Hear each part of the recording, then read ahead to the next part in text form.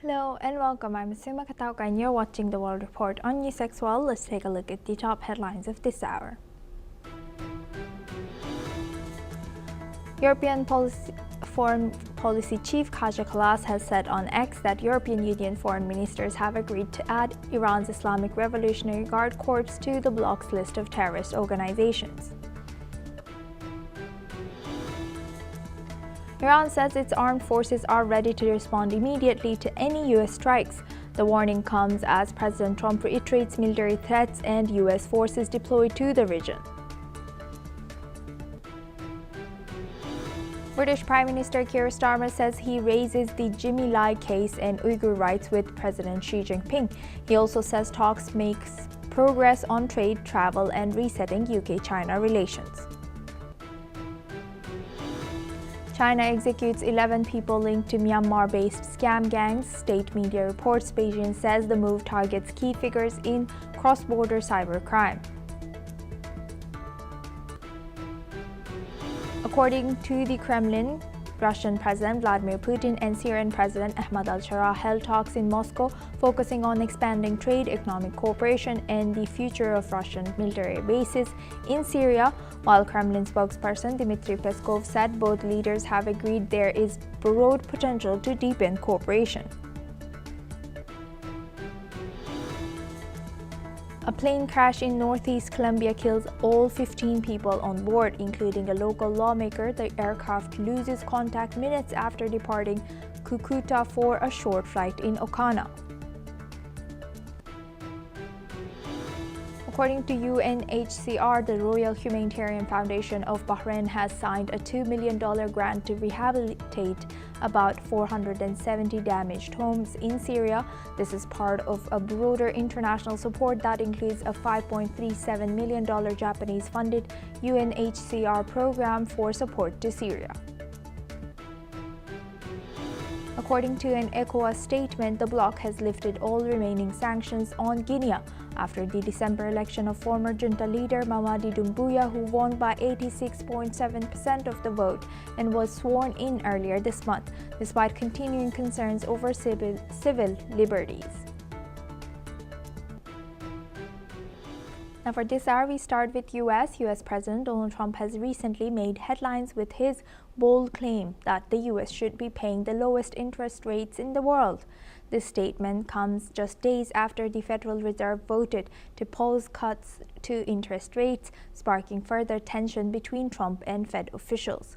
President Trump took to his Truth Social, asserting that because of the vast amounts of money flowing into the U.S. due to his tariffs, the country should be paying the lowest interest rates globally. Moreover, Trump has also criticized Fed Chair Jerome Powell, calling him a moron and claiming that Powell has absolutely no reason to maintain the current high interest rates. In addition to his ongoing battle with the Feds, Trump has hinted at replacing Jerome Powell soon. At a rally in Des Moines, Iowa, Trump revealed that he had narrowed down his list of potential successors to a few candidates, with former Fed Governor Kevin Warsh, National Economic Council Chief Kevin Hassett, and BlackRock executive Rick Rader all considered top contenders.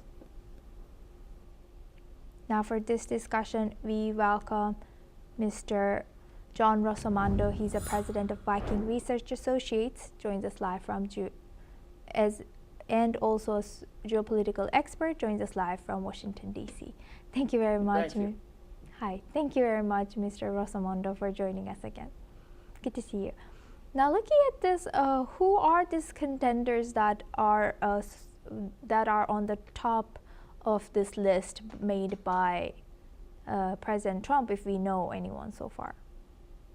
Well, these individuals are all close to the president and individuals who the president's advisors believe, would be, a good replacement for Jerome Powell, who actually the president himself appointed in his first term. But I think that, it remains to be seen if, President Trump were to fire Powell and charges that people in the Senate or in his own party are skeptical of, would have much of an impact. So why does President Trump have so much to say about Powell? Well, the thing is that Powell was largely responsible for a lot of the inflation in the United States because the Federal Reserve controls our currency, and he authorized the printing of unprecedented amount of money going back to June of 2020 that led to basic goods in America becoming unaffordable to a large swath of people. And the president sees the Fed as the obstacle to him taming inflation. And there are a lot of people, particularly libertarians in the U.S., that would just simply like to see the Fed go away. Right. And last but not least, why do you think U.S. President has said that U.S. should be paying the lowest interest rates in the world? How can it make more sense? Well, let's put it this way. If you have lower interest rates, it becomes cheaper for companies to invest and to use credit at lower rates. And, a lot of economists believe that stimulates the economic growth. And that would make President Trump look good to the American people. Thank you very much, Mr. Rossomando, for joining us. Please stay with us as we come back to you for our next discussion as well. Now, moving on, staying in U.S., Democratic U.S. Senator Amy Klobuchar has formally announced her bid for governor of Minnesota. Klobuchar, a four-term senator, filed paperwork to run earlier this month. However, she delayed going public after a federal immigration crackdown in Minneapolis resulted in the fatal shooting of the U.S. citizens, drawing widespread outrage. In announcing her campaign, Klobuchar has linked her decision to the unrest and the broader impact of federal actions in Minnesota's daily lives. She has positioned her run as a call for leadership that can unite the state, while also pushing back against what she describes as heavy-handed tactics by federal authorities. Let's listen in. That's why today I'm announcing my candidacy for governor of the state of Minnesota. I am running for this job for every person who wants their work recognized and rewarded, for every Minnesotan who wants to buy their first home, for every parent who wants a better world for their kids. I'm running for everyone who wants more affordable health care, for every student, farmer, dreamer, and builder. I want to be a transformative governor. Now is our moment to renew our commitment to the common good. I'm asking Democrats, Independents, and Republicans to join our campaign. It is a homegrown one born in a moment like no other. It is for people who believe in something bigger than ourselves. I'm asking Minnesotans across this state to not look down, to not look away. Now, Klobuchar's entry into the race comes as the governor's office opens up. The current governor is retiring, and her candidacy gives Democrats a strong contender in a deeply contested political moment, which comes ahead of the midterm elections in the United States. Now, for this discussion, we welcome back Mr. John Rossomando. He's joining us from Washington, D.C. Thank you very much for staying with us, Mr. Rossomando. What more can you tell us about this individual, Klobuchar? Well, Senator Klobuchar is probably the most recognizable Democratic politician in the state of Minnesota. She's been around for at least 2 decades. She brings a lot of political heft. Minnesota has historically been a very Democrat left-wing state. We look at people like Keith Ellison, who's the left-wing attorney general. It elects people like Ilhan Omar. And we've seen a lot of the radical protests that have been going on. They've been part and parcel of Minnesota politics for about 100 years. Right. And what is she running for, and who will she be, competing against? Well, I think that she's pretty much the front runner in Minnesota, and if she runs, I don't see anybody who will beat her, and she will probably be the next governor. Right. Okay, that's all. Thank you very much, Mr. Rossomando, for sharing that insight. Now we move on to Europe. European Foreign Policy Chief Kaja Kallas has said on X that European Union foreign ministers have agreed to add Iran's Islamic Revolutionary Guard Corps to the bloc's list of terrorist organizations. The European Union has also slapped new sanctions on Iran's Interior Minister Eskandar Momeni and Prosecutor General Mohammad Moawahedi Azad over their roles in the brutal crackdown on nationwide protests. The move targets senior officials accused of directing security forces that violently suppressed demonstrators, resulting in widespread deaths and human rights abuses. Now for this discussion, we welcome Mr. Mark Sutherland. He's a geopolitical commentator, joins us live from London. Thank you very much, Mr. Sutherland, for joining us. Good to see you. Now, looking at Iran, what is happening now, and why do you think EU has decided to take such stance now?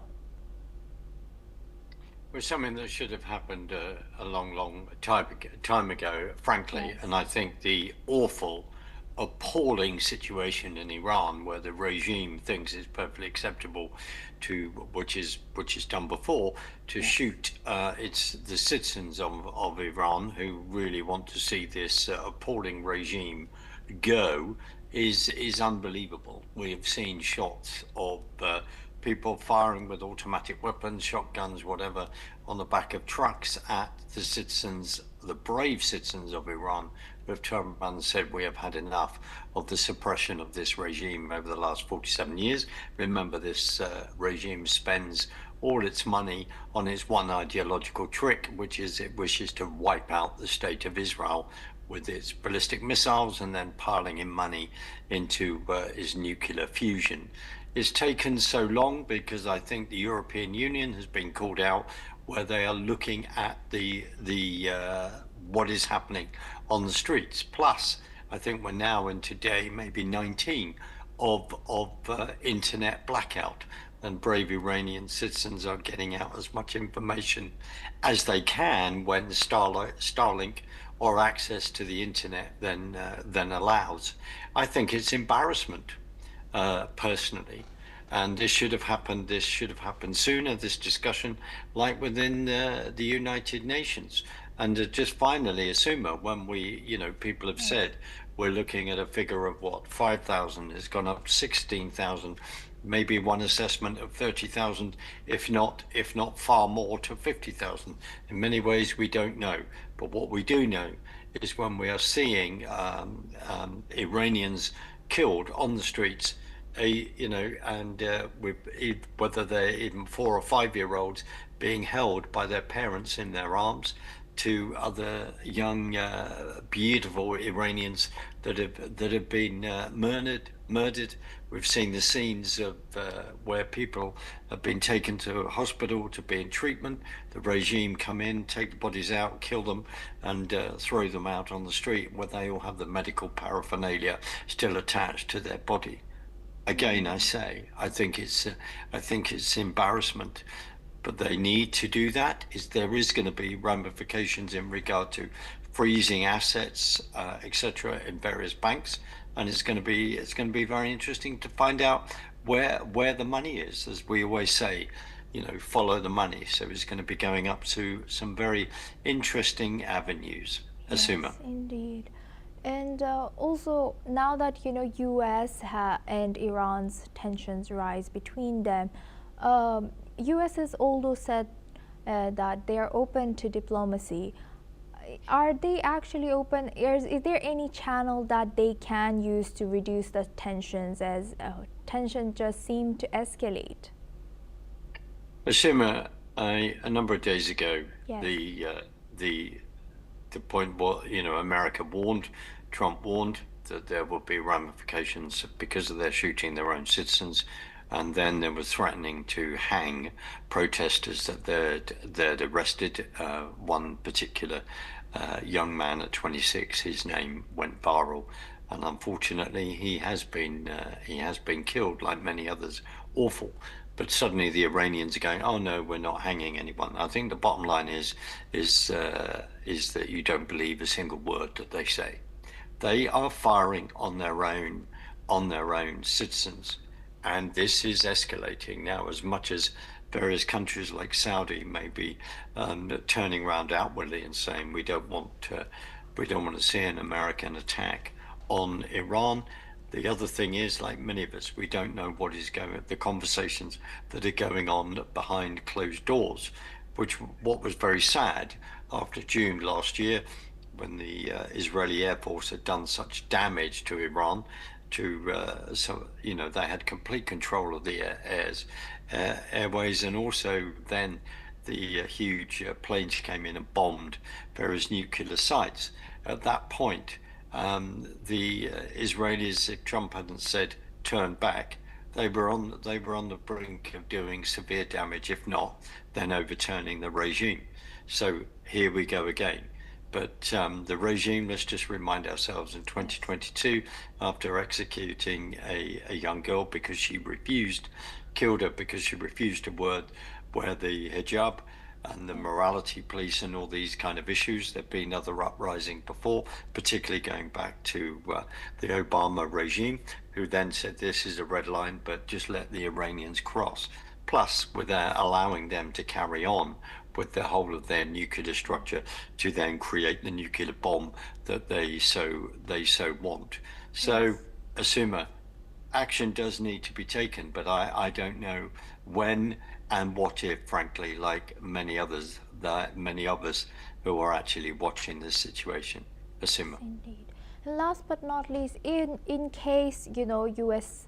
Succeeds in bringing this current regime down, who will be the opposition? As you know, it seems like right now there's no particularly strong opposition, just like what happened in Venezuela.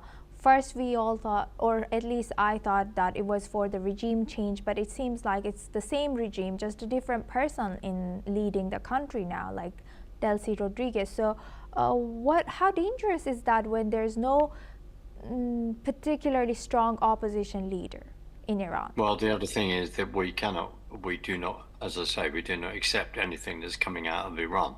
The unfortunate thing is there's lobbying going on in America that is profoundly questionable. And when you've got organizations like MEC who are then turning around and saying, well, we can reform the Mullah sort of regime, that's complete and utter baloney, and I'll have a bridge to sell you. The people in Iran and Iranians outside who have been protesting in Toronto and London, Japan and other areas, and Australia and other areas, are calling for a complete regime change, complete overturn. They want democracy. When you say they're a leader, many people are getting behind the Shah's son, Pahlavi. They are doing that. His name has been shouted on the streets of Iran. He has then been managed to actually broadcast to Iranians by when people took over the state television, which was a very interesting exercise to observe. To observe.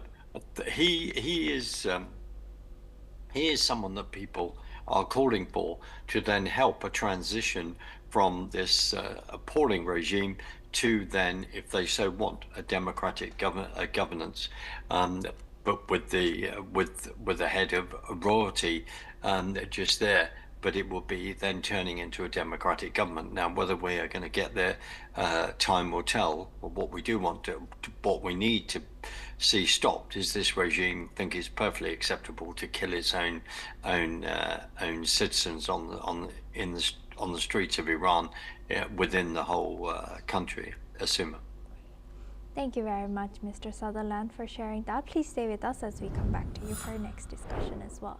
Now, moving on, according to reports, an Israeli fire has killed at least 2 Palestinians in Gaza, adding to the tensions in the region as the truce deal moves into its next phase.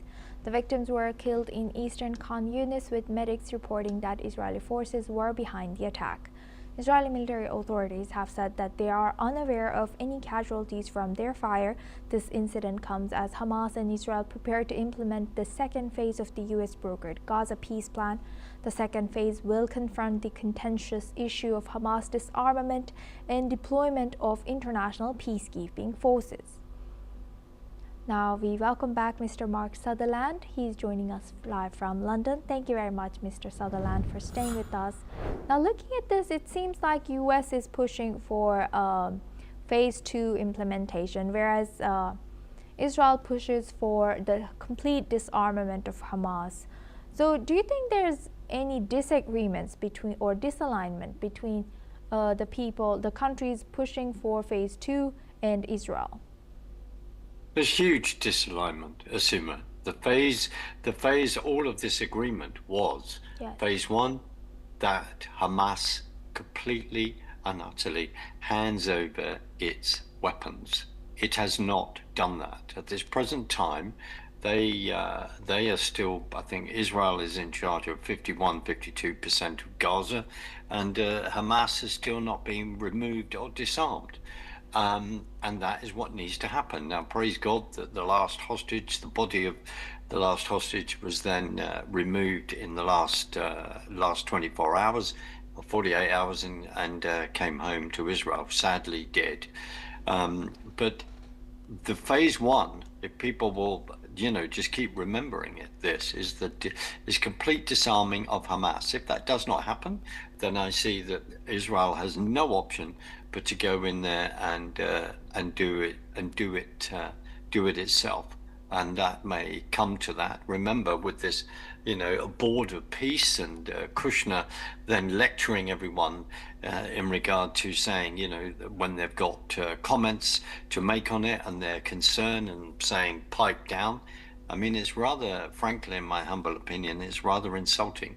The Israelis have then fought a war for 2 years that they didn't start on the 7th of October 2023 when Hamas came over. 1,200 Israeli citizens dead, 251 hostages taken. What else do people expect when you've got Qatar, Turkey joining this board, then saying, well, we're going to be on the border of Israel after all the actions that have gone on by Hamas, plus the loss of the IDF soldiers on their side, nearly about 1,000. What do you think they're going to say? They're going to turn around and say, no, we do not want these people involved in this, and we do not want these people on our border. And how can we go to phase 2 and build, the Wizard of Oz essence that Kushner and Witkoff are then pushing? Israel will want Hamas and fought this war for 2 years with all that's gone on and with all the pressure that's created on Israeli society, for them just to be able to stay armed and continue, because for the next round, which will be coming, Asuma. With that, I would like to thank Mr. Mark Sutherland for joining us today and sharing that insight throughout our news. Thank you very much. Now we move on to Africa. Heavy gunfire and explosions have erupted earlier today near Niger's capital, Niamey, close to the Diori Hamani International Airport. The gunfire reportedly began shortly after midnight and lasted for several hours, causing concerns among residents. The airport, which houses an Air Force base, is just 10 kilometers from the presidential palace. While the cause of the gunfire remains unclear, calm was restored after about 2 hours. Authorities have not yet confirmed any casualties, but fire trucks were seen heading towards the airport in response to the explosions. Niger is grappling with frequent jihadist violence and has been led by a military junta since 2023. Following a coup that ousted the civilian president, the junta's leadership has forced out French and U.S. troops who had previously assisted in combating jihadist groups. In response, Niger, along with Burkina Faso and Mali, has formed the Alliance of Sahel States to tackle regional jihadist threats. That's all we have time for. Keep watching NewsX World for more news updates from around the world.